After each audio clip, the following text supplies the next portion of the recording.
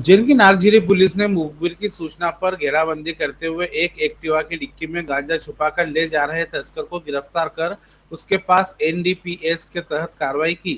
TI Vikram यूने ने बताया कि मुखबिर से सूचना मिली थी कि एक युवक एक्टिवा वाहन में डिक्की के अंदर गांजा छुपाकर ग्राम धतारवा करौंदिया के बीच पुरानी ईंट भट्टे के पास से गुजर रहा है। इस पर पुलिस टीम ने घेराबंदी कर सागर पिता राधेश्याम मालवीय निवासी शास्त्री नगर को पकड़ा और उसकी एक्टिवा की तलाशी ली, जिसमें 1 किलो 455 ग्राम गांजा रखा था।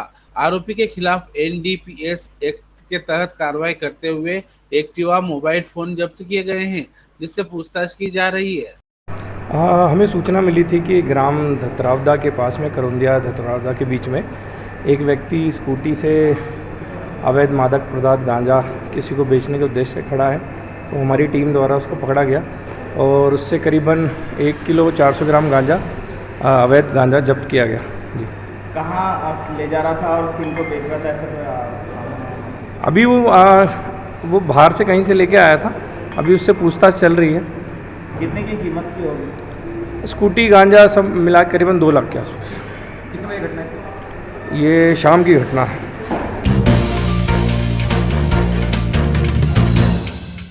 शहर के बीचों बीच सरेआम ही माफिया कानून को धता बता रहे हैं। कंट्रोल रूम के ठीक सामने डीपी ज्वेलर्स के पास स्थित पूर्व सीएमएचओ महावीर खंडेलवाल की मल्टी के पार्किंग एरिया में गई है। इतना ही नहीं, शटर लगाकर दुकानें भी शुरू कर दी गई हैं। नगर निगम अधिकारियों को जब इसका पता चला तो जेसीबी से दुकानों के शटर उखाड़ दिए गए। बिल्डिंग पर पहले भी कार्रवाई हो चुकी है। दरअसल बिल्डिंग की तल मंजिल में पार्किंग बनाने का नक्शा पास किया गया था। करीब 8 महीने पहले भी पार्किंग खत्म कर शटर लगाकर दुकानें बनाई जा रही थी, तब जेसीबी लगाकर शटर तोड़ दिए गए थे। अब एक बार फिर प्रथम तल पर जगह जगह दुकानों का निर्माण कर लिया गया तो निगम का अमला उसे तोड़ने फिर पहुंच गया।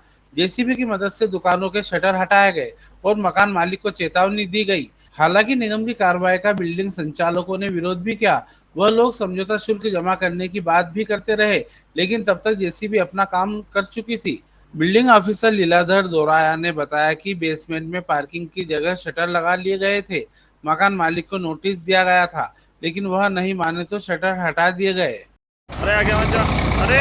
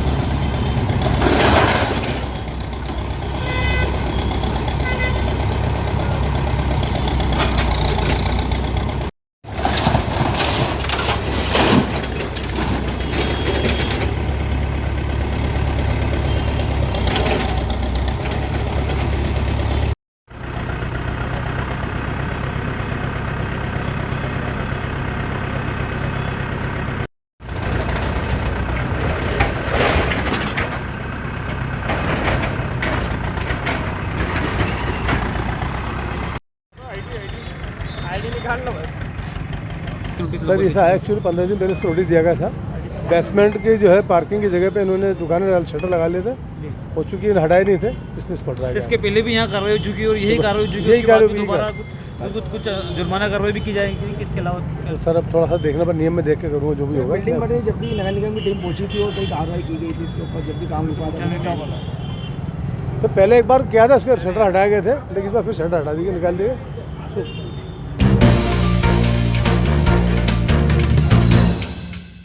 दिन के अवकाश के बाद कृषि उपज मंडी में सैकड़ों की संख्या में ट्राली लेकर गेहूं बेचने किसान आए हैं।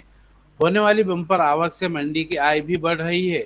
उज्जैन की कृषि उपज मंडी में सोमवार को फसल की बम्पर आवक रही। यहां सैकड़ों की संख्या में ट्राली लेकर किसान गेहूं बेचने पहुंचे। दरअसल पिछले 4 दिनों के अवकाश के बाद सोमवार को कृषि मंडी खुली। यही कारण है कि यहाँ बड़ी मात्रा में फसल बिकने आई है। यहाँ दोपहर तक करीब 30,000 बोरी गेहूं किसानों द्वारा बेचा जा चुका है। लोकवान गेहूं की कीमत करीब 2,671 रुपए प्रति क्विंटल रही। फसल बेचने आए किसानों में काफी उत्साह देखने को भी मिला। मंडी के प्रांगण के प्रभारी अश्विन पहाड़िया ने बताया कि इस बम्पर आवक को देखते हुए मंडी में किसानों के लिए समुचित व्यवस्थाएं की गई है। इस तरह बम्पर आवक के कारण कृषि मंडी का खजाना भरता जा रहा है। मंडी के लेखापाल M.L. पुरोहित के अनुसार मंडी में किसानों के लिए कई व्यवस्थाएं की गई है और सुरक्षा के चलते किसानों को मंडी में भरोसा बढ़ा है, जिसके चलते किसान ज्यादा से ज्यादा अपनी उपज लेकर आ रहे हैं। इसमें मंडी की आय भी डबल हो गई है। मंडी अधिकारियों और कर्मचारियों के प्रयासों से टैक्स की चोरी पर भी अंकुश लगाया गया है। आवक होना चाहिए, उतनी आवक तो नहीं है 4 दिन के हिसाब से, फिर भी आवक ठीक है, करीबन 30,000 बोरी तक आवक हो जाएगी और आज भाव भी बढ़े हुए हैं। ठीक, क्या व्यवस्था करिए? क्या चूँकि आज अधिक से अधिक किसान आए हैं तो क्या व्यवस्था करिए आज? भाई मंडी में पानी, RO का पानी मिल रहा है जी, बाकी सब सुविधाएं किसानों को दी जा रही है। नीलामी ज़्यादा लंबे समय तक चलेगी या तोल करने के लिए? पूर्व में समाप्त हो जाएगी। ठीक, आवक कितनी रही है? आवक 30,000 बोरी करीबन रहेगी। ठीक ठीक, थैंक यू। वर्ष 21-22 में पूरे वर्ष में मंडी शुल्क में गत वर्ष की तुलना में गत वर्ष 14 करोड़ की आय हुई थी और इस वर्ष 25 करोड़ की आय हुई है और 5 करोड़ रुपए शासन से समर्थन मूल्य के मंडी समिति को लेना बाकी है और चालू वर्ष 22-23 की आय में गत वर्ष की तुलना में 121% वृद्धि हुई है। ये जो वृद्धि हुई है इसके लिए क्या आप मानेंगे, किसको मतलब किसके किन कारणों से बढ़ोतरी हुई है? गत वर्ष की अपेक्षा सोयाबीन एवं गेहूं के भाव अत्यधिक है, इससे मंडी शुल्क में वृद्धि हुई है। मंडी टैक्स में जो चोरी हो रही थी किन किन प्रकार उसको रोकने में भी सफलता मिल पाई है? काफ़ी सफलता प्राप्त हुई है। हमारे नवागत मंडी सेक्रेटरी साहब द्वारा नवाचार किया गया है और मंडी शुल्क कर अपवंचन में काफ़ी अंकुश लगाया गया।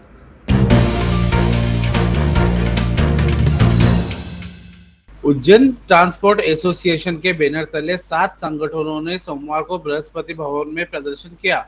यहां कलेक्टर आशीष सिंह को एक ज्ञापन भी दिया गया।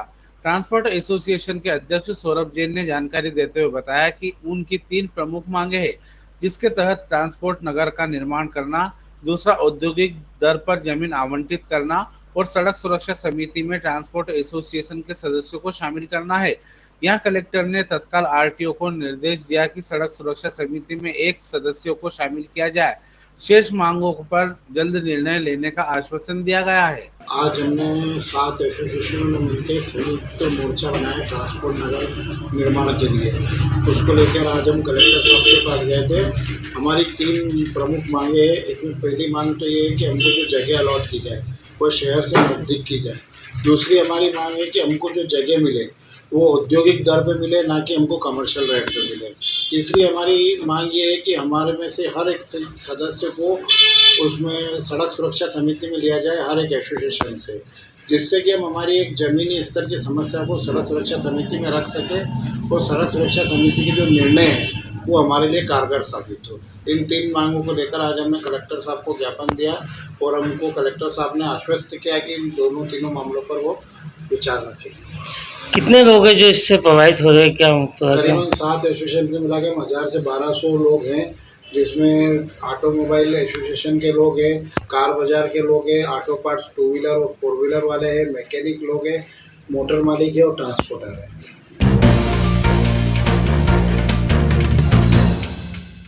उज्जैन जिला न्यायालय में अब 2 महीनों तक वकीलों को काला कोट पहनने की बाध्यता से छूट मिल गई है।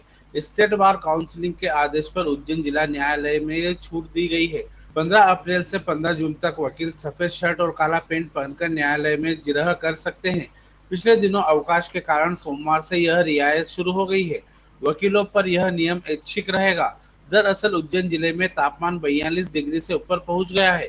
ऐसे में भीषण गर्मी से राहत के लिए वकीलों को यह छूट दी गई है। सोमवार को जिला न्यायालय में ज्यादातर वकील बगैर कोट के दिखाई दिए। ये गर्मी को देखते हुए स्टेट बार अब MP ने एक निर्णय लिया है कि जो भीषण गर्मी को देखते जो पारा 42 तक चला गया है, कोर्ट से उन्होंने सर्वसम्मति से फैसला लिया है कि कोर्ट से छूट दी जाए। इसलिए फुल ड्रेस में नहीं आते हो, सिर्फ आपको सफ़ेद शर्ट, काली पैंट या जो भी अंडर पैंट पहने आप, टाई लगा लें तो बहुत अच्छी बात है, लेकिन कोर्ट से छूट दे दी गई है। हर साल की तरह इस बार भी 15 अप्रैल से 15 जून तक के लिए कोर्ट पे जो अनिवार्यता रहती है उसको ख़त्म कर दिया है। अब यहाँ न्यायालय में उपस्थित होने के लिए बैंड और फॉर्मल ड्रेस होना अनिवार्य है। तो यहाँ अब गर्मी से निजात वकीलों को मिल जाएगी।